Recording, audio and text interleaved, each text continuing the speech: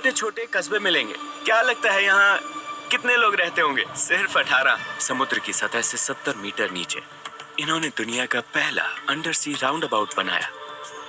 यहाँ कुल मिलाकर 25 टनल्स हैं, जिनमें से 4 समुद्र के नीचे हैं और बाकी पहाड़ों के अंदर से निकाले गए हैं। पहला टनल 1960 के दशक में बना था और सबसे लंबा टनल लगभग 11 किलोमीटर लंबा है। Pharaoh islands. हेलो गाइस, हम आइलैंड पर पहुंच चुके हैं। ये पहला वाटरफॉल है, बिल्कुल एयरपोर्ट के पास। ये शहर है। हालांकि फैरो आइलैंड्स छोटे हैं, ज्यादा मशहूर नहीं हैं और अटलांटिक में थोड़े आइसोलेटेड हैं, लेकिन इन्होंने वो काम कर दिखाए हैं जो कई बड़े देश भी नहीं कर पाए। इन्होंने दुनिया का पहला अंडर सी राउंड अबाउट बनाया, वो भी टनल के अंदर। हम अभी पानी के नीचे हैं। अब हम जा रहे हैं उस राउंड अबाउट को देखने, अंडर वाटर। समुद्र के बीच में देखो, ये दाएं और बाएं दोनों तरफ स्प्लिट होता है। सोचिए, सिर्फ 50,000 लोग इन आइलैंड्स पर रहते हैं और उन्होंने इतने सारे टनल्स बना दिए। हम समुद्र के नीचे हैं। ये दिखाता है कि दुनिया के कई दूसरे देशों की तुलना में यहाँ निवासियों की कितनी वैल्यू है। ये सिर्फ रोड नेटवर्क नहीं है, ये प्रकृति के बीच बने इंजीनियरिंग लैंडमार्क्स हैं। आइसोलेटेड आइलैंड से लेकर यूरोप के सबसे डेवलप्ड रोड नेटवर्क्स में से एक।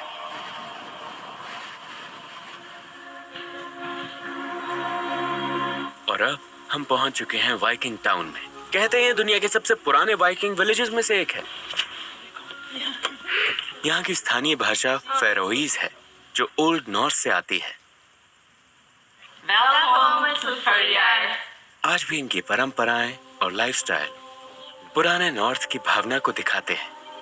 यहाँ तक कि फैरो नाम का मतलब ही शीप आइलैंड्स है।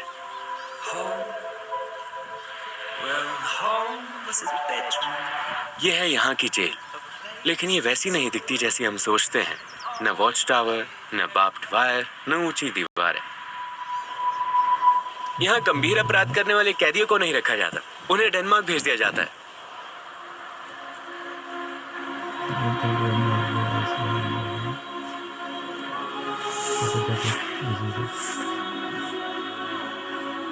ये फैरो आइलैंड्स की सबसे बड़ी झील है। इस जगह को देखो, समुद्र के ऊपर एक झील।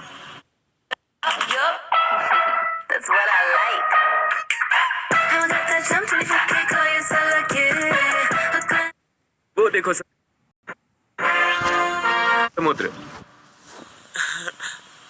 कितना अविश्वसनीय है। और अब हम देखेंगे कि यहाँ के लोग कैसे रहते हैं। फैरो आइलैंड्स में लोकल्स यहाँ ऐसे रहते हैं। ये मेरी जगह है। ये सैंडावागुर नाम का एक छोटा सा गांव है। अच्छा? और वो सामने जो घर है वो मेरा है, एक ट्रेडिशनल फेरोइज हाउस। अब हम इस तरफ जा रहे हैं मेरे घोड़े देखने। ओ, आपके पास घोड़े हैं? जी हाँ है। क्या ये आइसलैंडिक हॉर्सेस हैं? हाँ, ये आइसलैंडिक हॉर्सेस हैं। हाँ। आप लोग तो बहुत शांति से जी रहे हैं। हाँ बिल्कुल, लोग इसे धरती का आखिरी पैराडाइज कहते हैं। तो आप लोग बहुत ज्यादा आइसोलेटेड तो नहीं है, मतलब सबसे कम आइसोलेटेड? हाँ, हम आइसोलेटेड थोड़ा बहुत है ना? हाँ, थोड़ा बहुत, क्योंकि हमारे पास एयरलाइन है और हमारी शिप्स डेनमार्क और अच्छा। दूसरी जगहों तक भी जाती हैं। हाँ। ये आपके पास खुद आ गए? ये आपको जानते हैं? हाँ, मुझे और मेरी आवाज पहचानते हैं। ओके। ये तुरंत आ जाते हैं। इसका नाम है क्लेस्बा। क्लेस्बा। और दूसरे का नाम है सारिया। वाह, कितनी खूबसूरत है। क्या मैं उसे छू सकता हूँ? हाँ बिल्कुल।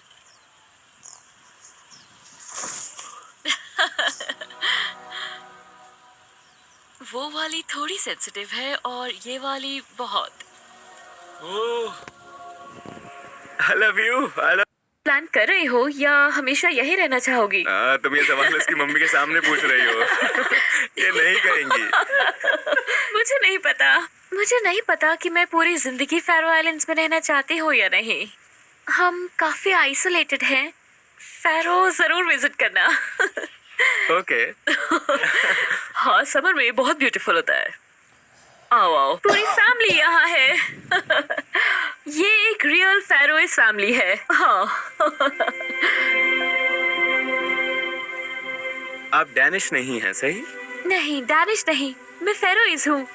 हालांकि ये देश डेनमार्क का हिस्सा है ना? हाँ, देश डेनमार्क का हिस्सा है, लेकिन हम खुद को उससे जुड़ा हुआ महसूस नहीं करते। हम अपनी अलग पहचान रखते हैं। हमारा अपना फ्लैग है, अपनी भाषा है और हमारा अपना नेशनल एंथम भी है। थोड़ा सा सुनाएंगी? मैं गाऊं?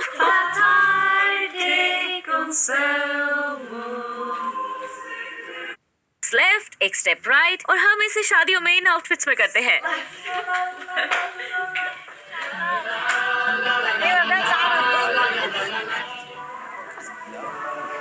देखो यहाँ कितने सारे वाटरफॉल्स हैं। ओह माय गॉड, कितने ज्यादा वाटरफॉल्स हैं।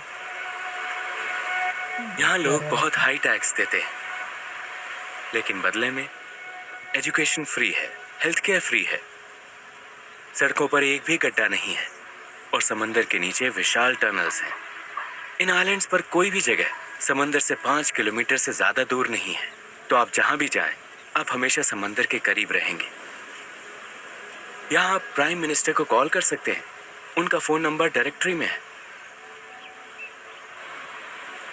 पूरे फैरो आइलैंड्स में सिर्फ 5 ट्रैफिक लाइट्स हैं।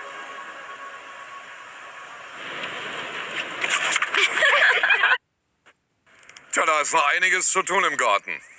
Aber das krieg ich schon geschaukelt.